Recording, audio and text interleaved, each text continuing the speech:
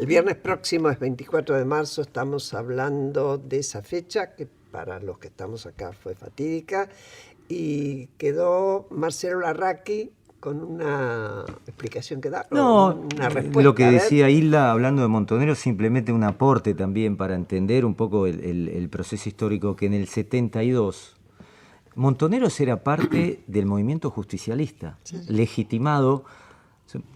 Siempre me acuerdo una solicitada en las bases, en la revista oficial, el órgano oficial del Partido Justicialista, había una página de publicidad, digamos, de Montoneros, ¿no? de propaganda.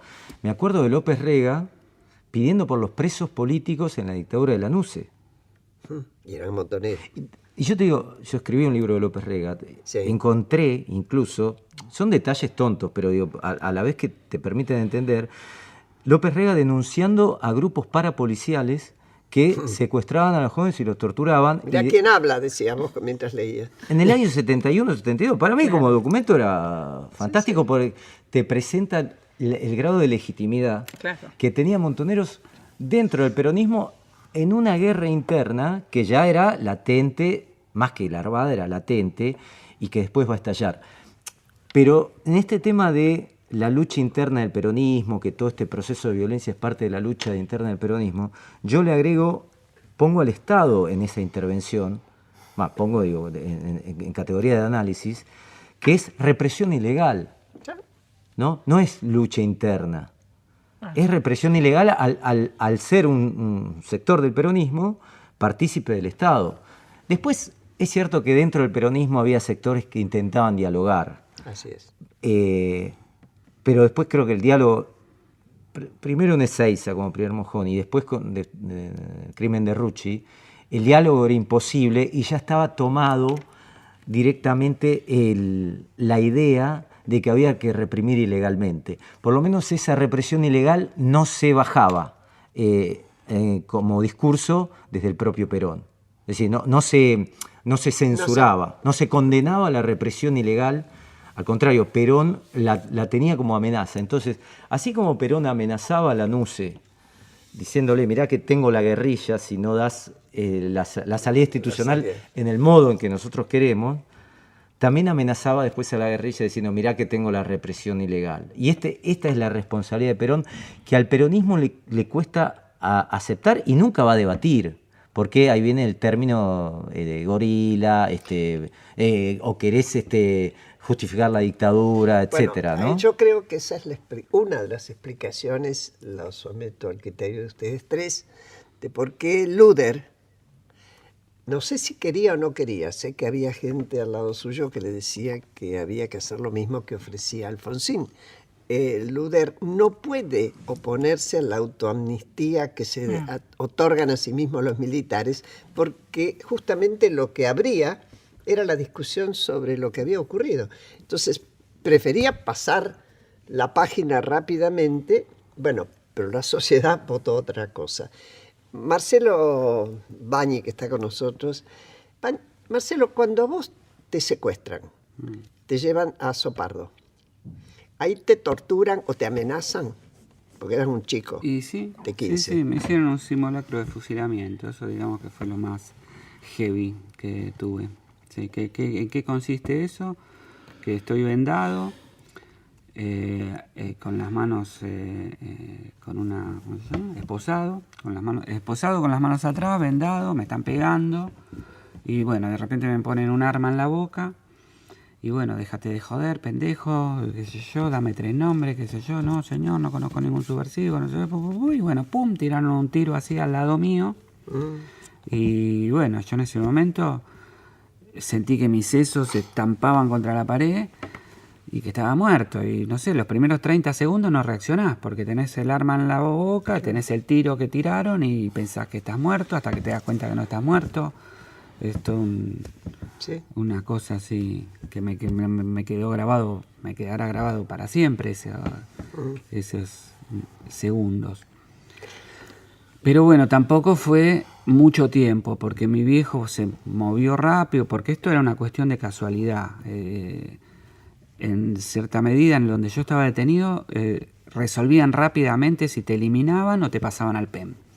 Y mi viejo se pudo encontrar una persona para hablar y qué sé yo qué, y a los 2 días me sacaron de ahí y encaminaron mi proceso de legalización. Meter en el PEN, voy a explicar que la mayor parte de los presos políticos estaban bajo la forma del PEN, es a disposición del Poder Ejecutivo Nacional, Claro. eso era el PEN. En virtud Es de- decir, no estaban en proceso ni siendo juzgados, estaban ahí hasta tanto Ni un buen día, ni desaparecidos, claro, digamos. los No, que iban a a pasar a una disposición. cárcel, estaban a disposición del Poder Ejecutivo, que lo resolvía a través del Ministerio del Eso en Interior. realidad es una facultad que tiene el Poder Ejecutivo, Sí, sí. que el estado de sitio no lo habían puesto los militares, ya lo había puesto Isabel, y en función del estado de sitio el Estado puede detener o no personas por un Y tiempo. mantener durante mucho tiempo. Teóricamente de hecho. la Constitución te daba la opción del país, pero los militares Pero no te habían, daban la opción. habían Usted sabe que acá hay suspendido una- Eso, el sí. artículo 23. Acá hay una particularidad.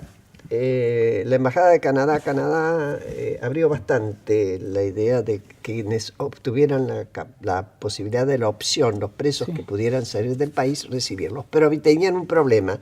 Tenían que ir a la entrevista a la embajada. Eso era imposible, obviamente.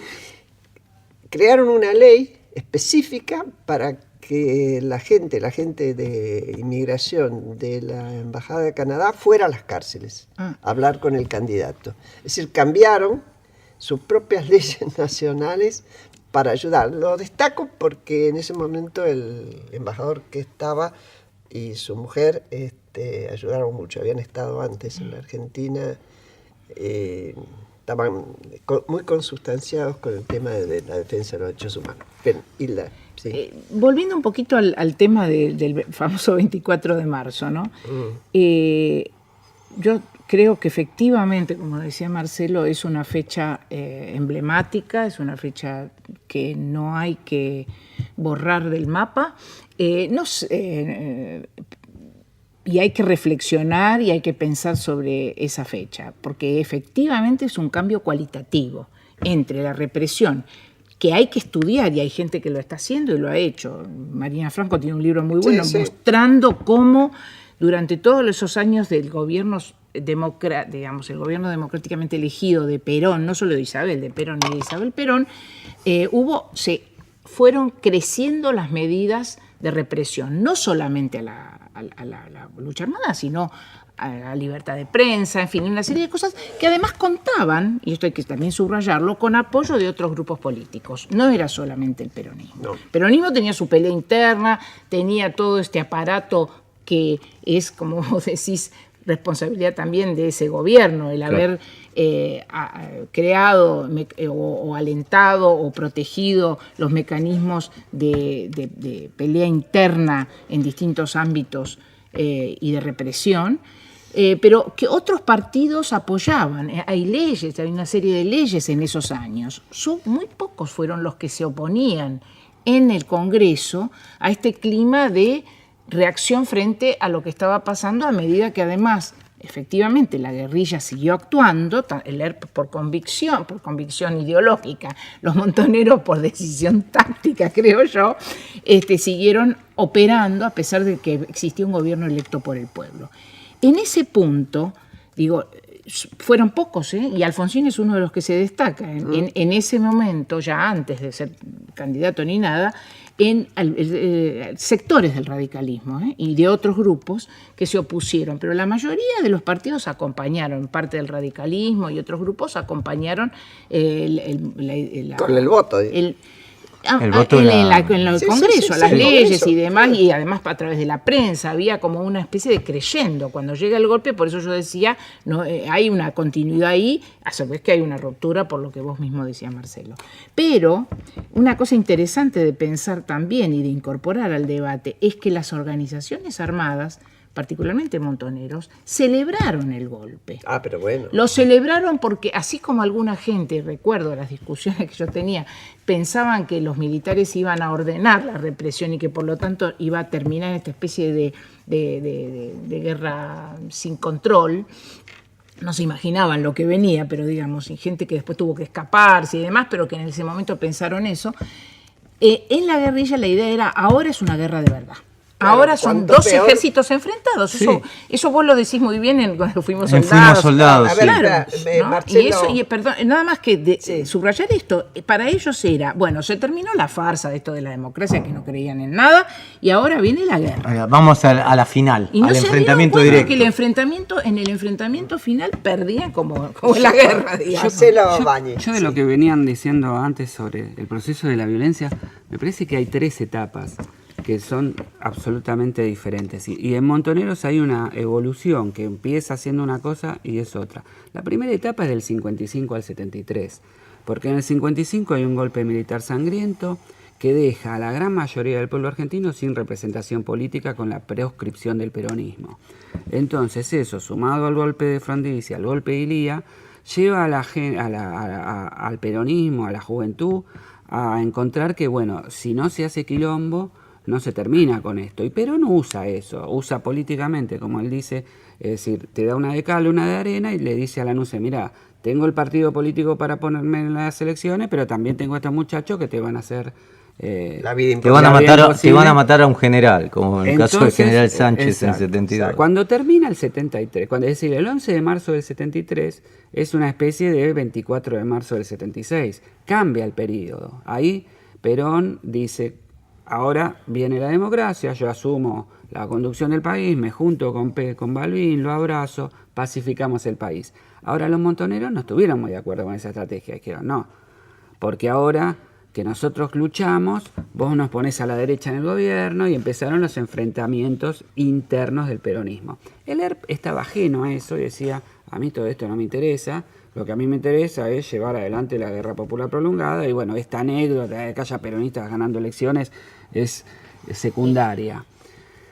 Pero entonces el proceso que se da de guerrilla entre el 73 y el 76 es diferente porque se da contra, es decir, Azul, por ejemplo, es el primer acto fuerte del ERP, es en enero del 74, es un ataque absolutamente fuera de todo contexto político, por eso no tuvo ningún apoyo. Y por eso sí los montoneros llegaron a tener gran apoyo masivo, porque los montoneros realmente eran muy populares en el 72. Es decir, no sé si Sí, llegaron claro, a pero una hay una cancha. diferencia, perdóname. Vos decís bien, el de Azul no tuvo apoyo popular. El ERP había mermado en el apoyo, el engorde de Montoneros había sido después de la muerte de Aramburu. Claro. Pero después, incluso cuando Montoneros lo mata a Rucci, hay una parte de Montoneros de la JP que se separa.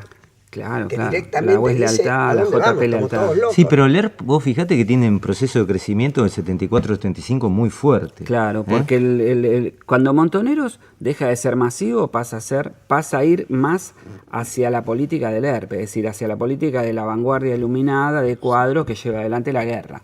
Entonces, con lo mismo que nos pasó a mí cuando tenía 13 años y estaba en la UES, le pasó a otros cuadros que dijeron, bueno, entonces abandonamos el peronismo y nos hacemos marxistas-leninistas y vamos hacia este tipo de lucha. En ese sentido, el ERP directamente no solo estuvo a favor del golpe, porque en ese momento el ERP hablaba de una cosa que se llamaba el espiral vietnamita, que es que a mayor resistencia, mayor represión, mayor resistencia, mayor represión. Entonces, que esto agudizaba las contradicciones y nos llevaba a que claramente el pueblo identifique al enemigo y entonces se sume al ejército del pueblo y derrote al enemigo. Sí, de todas maneras, Un disparate que en realidad el espiral vietnamita dio una rosca más de vuelta y al ERP lo aplastaron.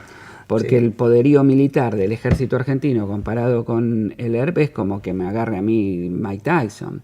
Era una cosa... sí. Sí, Marcelo. Pero de todas maneras, el golpe militar no se hizo por eso. No. Digo, hay que aclararlo, ¿no? Porque si bien tenían esta idea de confrontación armada contra el ejército, tanto Montoneros contra el ERP, el golpe ya estaba latente desde que se fue Lanuse del poder. Ellos ya tenían en la cabeza esta idea de retirada momentánea para ver después cómo funcionaba a ver cómo se ordenaba, a ver qué hacía Perón con la guerrilla, ¿no? Entonces, ellos también hacían provocaciones de alguna manera a los militares en nombre de la AAA, porque también actuaban los militares, es decir, cuando vieron... Por detrás de... Claro, por detrás, haciendo, cuando vieron que la AAA había surgido desde el peronismo, después surge a través de la policía, del comisario Villar, jefe policial puesto por Perón, ¿no? Perón en vida, ¿no? Esto hay que decirlo, porque parece que la AAA comenzó cuando murió Perón, y no es así.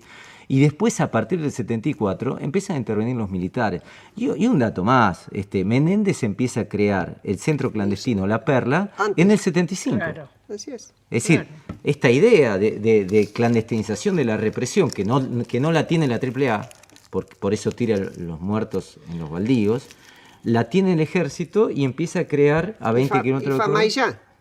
Y bueno, y en el caso de Bussi en Tucumán, en la escuelita. Y ahí estamos hablando de los desaparecidos en el gobierno de Isabel, ¿no? Donde ahí son partícipes las fuerzas represivas. Entonces, es cierto esto de que montoneros atacando el cuartel de Formosa, pero no hacía más que acelerar, pero ya la idea del golpe militar estaba instalada. Al punto de que les cuesta la renuncia a Fautario y a Numalaplane. Claro. Bueno, por eso yo iba a Por la decir, tensión ojo, que adentro del ejército. hablamos del ejército, Eso. de las Fuerzas Armadas como si fueran un bloque. Claro. No. Y yo, por más que piense que hay una lógica de las Fuerzas Armadas, una lógica institucional, me parece que en los momentos, en los momentos de quiebre, esa lógica institucional también está afectada por la propia división interna. Claro. Entonces, a mí me parece que eso que vos decís es cierto, pero que no era algo ineluctable. Yo creo que, bueno, no creo en que la historia tiene un camino ineluctable. A mí me parece que lo que pasó, y eso es interesante, como haces vos en tus trabajos, ir analizándolo casi día por día, porque ahí las decisiones que se toman y que toma cada uno de los actores políticos que tienen poder generan hechos nuevos. Y entonces, si bien los militares en su imaginación podían haber querido, o la mayoría de los militares podían haber querido recuperar el poder, también dependía mucho de lo que hiciera Perón y de lo que hicieran los grupos políticos. Yo creo que ahí los políticos fallaron. Perón falló, los partidos fallaron y los sindicatos fallaron, los actores políticos. Le dejaron el espacio. Hay una retracción de la política. Exactamente. Y lo ves hay en el un llamado, 74. no solamente se retiraron, Si vos llamaron a los militares. Hay que decir también eso. No es por y hacer, le dieron a los militares, le dieron a las Fuerzas Armadas, para hablar institucionalmente, y a los militares dentro de las Fuerzas Armadas que querían las soluciones más duras, le abrieron el camino y lo legitimaron en buena parte de la sociedad. Porque eso es otra cosa que hay que decir y que nos debemos. El golpe tuvo consenso al principio. Por supuesto que sí. Y por bastante tiempo, y tuvo un consenso en sectores mayoritarios, amplios, no sé si mayoritarios, amplios de la población, en parte como consecuencia de lo que la propia política dejó de hacer. Sí, como se esperaba y un no digo ahí desahogo, la ¿no? guerrilla, porque la guerrilla hacía su juego. Digo, las clases políticas, los grupos políticos. Como verán, soy un oyente privilegiado porque yo soy del 78, era una potencialidad, ¿no? en el golpe del 24 de marzo. La pregunta es la siguiente: ¿por qué cuesta tanto contar todas las aristas de esta historia? Todas las aristas de responsabilidades, y aprovechando que tenemos dos historiadores un testigo privilegiado. Exactamente, si existe hoy una mayor apertura hacia contar todas estas aristas y de qué modo habría que hacerlo. Yo creo que hay mucha culpa y hay muchas responsabilidades que no se quieren asumir porque hay mucha culpa. Y te lo digo en un hecho concreto. Yo fui en Cana el 19 de junio, el 19 de enero, y el 17 de junio volví a mi casa. Una torre en Salguero y Soler, 84 departamentos. El 70% de los vecinos no me saludaban en el ascensor. Entonces, ¿qué? ¿Por qué? Porque era como un leproso, un guerrillero, así como si hubiese dicho drogadicto, violador. No sé, nadie decía, uy, era un chico de... Sí, además podías afectar a todo el edificio. Era una cosa... Entonces, esa misma gente estaba de acuerdo, de última. Estaba de acuerdo con que me habían llevado y no estaba tan de acuerdo con que hubiese vuelto a la casa.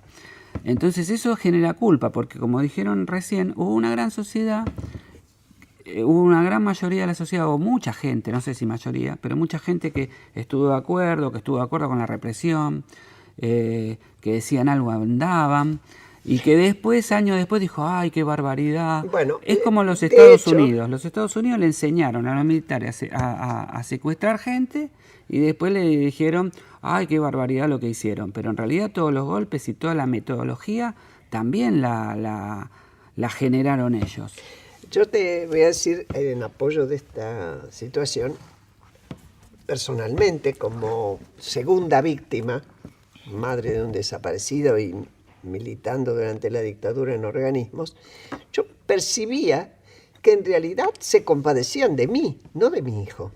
El desaparecido en sí mismo, por algo habrá sido. Pobre estas mujeres. Pobre la mamá. Pobre la mamá. Por eso la fuerza del grupo de madres y después de abuelas, que se le juntaban dos situaciones. Nadie pensaba en la víctima directa, en lo que él cuenta del intento o del simulacro de fusilamiento, el submarino, bueno, todo demás. No voy a entrar en esos detalles macabros. Pero era una de las cosas que yo reclamaba siempre sin eco en ningún lado, y siempre dije, yo no fui la víctima. Claro. Yo fui la segunda víctima. Claro.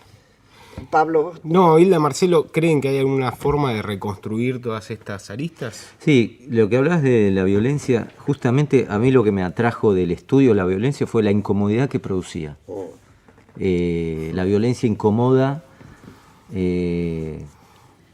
mucho más cuando es reciente, el pasado traumático, porque es mucho más sencillo contar la Revolución del Parque de 1890 Claro. o las milicias de 1880, como hemos estudiado en la facultad, que contar un tema que está en carne viva, pero es interesante también lo que decía Hilda. No es que estemos armando una corporación acá académica. A mí me parece que sí, que tienen que elegir. Pero ¿por qué se estudia del 24 de marzo del 76 en adelante, cuando es mucho más visible condenar a las Fuerzas Armadas y no se habla de la responsabilidad de la clase política del 73-76? Porque no es solo el justicialismo y la responsabilidad del AAA, sino también del radicalismo con su líder Balbín y de otros partidos políticos, primero que van apoyando leyes represivas. Y lo más grave es que van dejando el lugar, le van dejando el poder político a los militares, donde ya directamente Macera, a mediados del 75, se convierte en el hombre fuerte de las Fuerzas Armadas, por encima de Videla incluso, donde tiene diálogos con Cafiero, con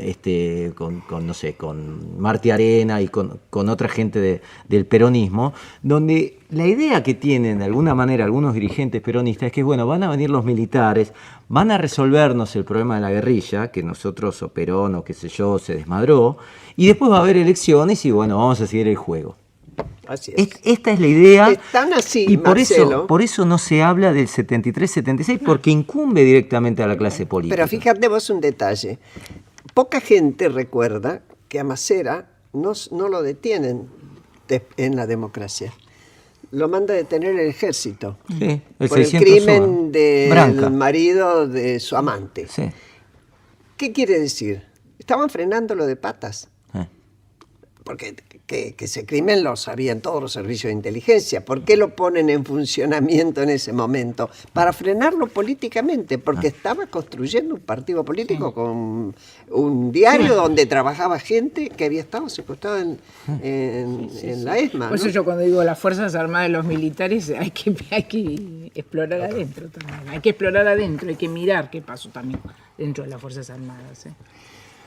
Bueno, yo tengo que ir cerrando ya, seguramente que con la sensación de poco que nos quedamos todos. Creo que es cierto que el 24 de marzo tiene que ser un día bisagra, y recordarlo como un día bisagra y tratar de entenderlo todos y no dejar que en la escuela nos simplifiquen esto que ambos historiadores y el propio Marcelo Báñez describieron como complejo. Claro. No se simplifica con un cuentito. Me hago cargo de que quedan montones de cosas de las cuales discutir. Creo que hay que hacerlas. Esto no quiere decir, y por favor que se me entienda bien, que yo crea que el tema de derechos humanos se agota en el estudio de los 60 y de los 70.